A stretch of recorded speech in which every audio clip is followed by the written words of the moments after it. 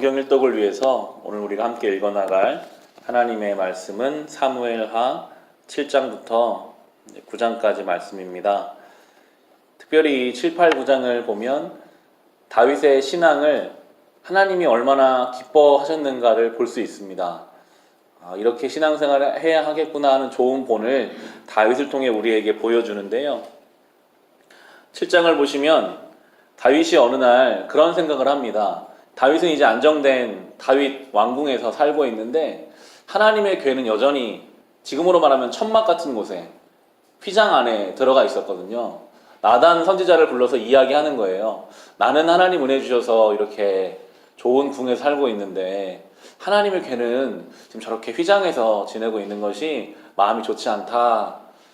나단 선지자가 왕께서 하기 원하는 대로 하십시오 라고 하고 돌아간 그 밤에 하나님이 나단 선지자의 꿈에 나타나셔서 말씀하시는 내용이 7장의 내용입니다.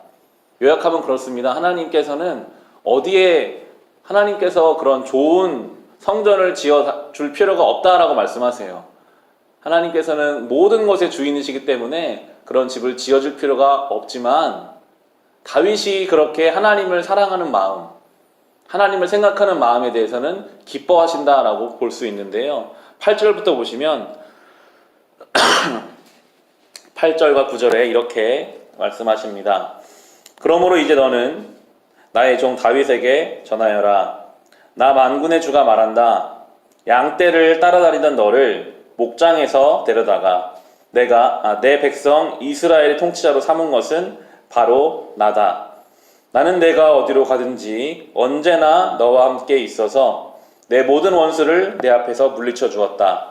나는 이제 내 이름을 세상에서 위대한 사람들의 이름과 같이 빛나게 해주겠다라고 말씀하십니다. 나만 생각하는 전능하신 하나님을 통해서 내가 잘되고 내가 원하는 것만 이루려는 모습이 아니라 그래도 주님을 위해서 내가 뭘 좀 할 수 있을까 고민하는 그 다윗의 마음을 하나님이 기뻐하시더라고요. 우리에게도 그것을 요구하시는 것 같아요. 하나님이 성전 짓는 거 하나님이 필요 없으시죠. 모든 곳에 계신 곳이 하나님이신데 그런데 그 마음을 기뻐하시더라고요. 우리가 내가 좀 주님을 위해서 뭘 좀 할 수 있을까? 내가 하나님 나라를 위해서 내가 이렇게 하나님께 은혜 받았는데 내가 하나님께 뭘 할 수 있을까? 이 마음을 주님이 기뻐하신다는 것을 성경이 우리에게 가르쳐 줍니다. 이렇게 다윗의 신앙이 하나님 앞에 온전히 세워지고 나서부터는요. 다윗의 주변에 있는 모든 문제들을 하나하나 지혜롭게 어렵지 않게 풀어가는 내용이 이어지는 8장의 내용입니다. 다윗이 왕이 되고 나니까요. 주변에 많은 적국들이 있었거든요. 그 문제를 다 해결해가는 내용이 8장에 쭉 나오게 되는데요. 8장에 8절을 보시면 사무엘하 8장의 8절 9절을 보시면 잘못 찾아온 것 같습니다.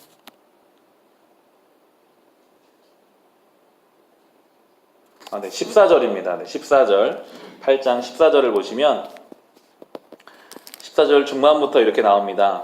다윗이 어느 곳으로 출전하든지 주님께서 그에게 승리를 안겨주셨다.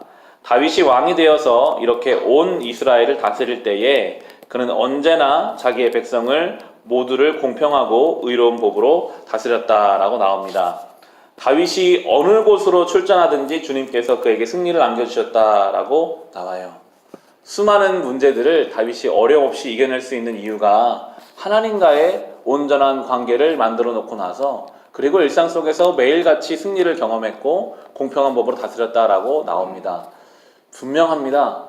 성도의 삶이 어떻게 매일매일 전쟁 같은 이 속에서 승리하며 살아갈 수 있는가? 하나님 앞에 온전히 선 신앙인은 하나님이 승리를 경험케 하신다라고 말씀하고 계세요. 이게 분명한 성경의 가르침입니다. 이 다윗의 마음으로 하나님 제가 주를 위해 뭘 좀 할 수 있을까요? 주님 내가 이렇게 은혜 받은 사람인데 내가 하나님이 뭘 좀 하고 싶습니다. 이 마음을 주님이 기뻐하시고요. 그 가는 곳마다 이기고 승리하고 어려운 곳마다 지혜롭게 일을 해결할 수 있도록 허락해주고 계신 것을 볼 수가 있습니다. 그리고 이어지는 이 9장에 보면 사울의 수많은 사람들이 다 이제 사울 가문이 다 죽임을 당했지만 그 가운데 다윗의 가장 사랑했던 요나단의 아들 무비보셋을 다윗이 회복시켜주는 내용이 나옵니다. 인간의 역사상 정치적인 적에 있어서는 보통 우리는 3족을 멸한다, 9족을 멸한다라는 이야기를 합니다. 한 명이라도 남아있으면 다시 반란을 일으킬 수 있거든요. 그리고 본보기를 보이기 위해서 항상 새로운 왕조가 들어서면 그 전의 왕조 사람들을 다 반역으로 몰아서 다 씨를 말려버리는 것이 인간적인 방법입니다. 그런데 다윗이 사울의 왕실의 식구들 중에서 자기 사랑하는 친구 요나단의 아들 사울의 손자가 되기 때문에 정치적인 적이 될 수 있는데 이 무비보셋을 데려오는 내용이 나옵니다. 이 무비보셋은 자기 할아버지 사울과 아버지 요나단이 죽는 그때에 유모가 데리고 도망가다가 땅바닥에 떨어뜨려서 그때부터 다리를 저는 인생이 되어버렸습니다. 얼마나 불쌍한 인생이라고 느껴졌을까요? 늘 숨어 다녔어요. 걸리면 죽는다라고 생각해서. 그럼 다리는 저는 인생. 이 무비보셋의 인생을 다윗이 불러다가 이렇게 이야기하는데 이어지는 본문의 7절을 보시면 9장 7절 8절에 이렇게 나옵니다. 만났는데 무비보셋은 덜덜 떨어요. 아, 이제 내가 죽는구나. 그런 생각하는 무비보셋을 향해 다윗이 이렇게 말합니다. 다윗이 그에게 말하였다. 겁낼 것 없다. 내가 너의 아버지 요나단을 생각해서 내게 은총을 베풀어 주고 싶다. 너의 할아버지 사울 임금께서 가지고 계시던 토지를 너에게 모두 돌려주겠다. 그리고 너는 언제나 나의 식탁에서 함께 먹도록 하여라. 무비보셋이 엎드려 아뢰었다. 이 종이 무엇이기에 죽은 개나 다름없는 저를 임금께서 이렇게까지 돌보아 주십니까? 라고 하면서 그때부터 이 무비보셋은 다윗의 식탁에서 다윗의 아들들과 함께 식사했습니다. 이것은 왕자가 됐다는 것과 마찬가지입니다. 다시 그를 왕족으로 회복시켜줬다는 것이 바로 이 9장의 내용입니다. 이 9장의 무비보셋의 회복의 내용을 볼 때 성도들과 연결시킵니다. 여러분, 우리는 무비보셋 같은 존재로 살았습니다. 하나님이 가장 미워하시는 게 죄거든요. 죄인을 미워하세요.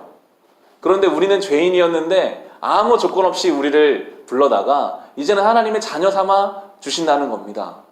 다리를 저는 것 같은 우리 인생, 죄 가운데 살아가서 죽을 수밖에 없는 우리 인생을 하나님이 무비보셋처럼 불러다가 내가 너를 이제 나의 식탁에 머물게 하겠고 나의 아들 삼아주겠다라고 하시는 것이 바로 성도의 삶인 것을 이 무비보셋을 보며 다윗 왕의 은혜를 통해 하나님의 은혜를 생각해 보게 됩니다.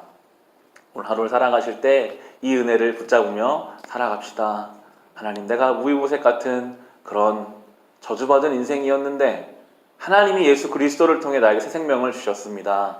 이제는 왕의 식탁에서 함께 식사할 수 있는 그런 존귀한 존재를 만드셨으니 그 은혜를 우리도 가슴에 새기며 다윗처럼 주님, 내가 이 은혜를 받았는데 내가 주를 위해 뭘 좀 할 수 있을까요? 그런 마음으로 그렇게 오늘 하루도 주님 앞에서 살아가시기를 주님의 이름으로 축원합니다.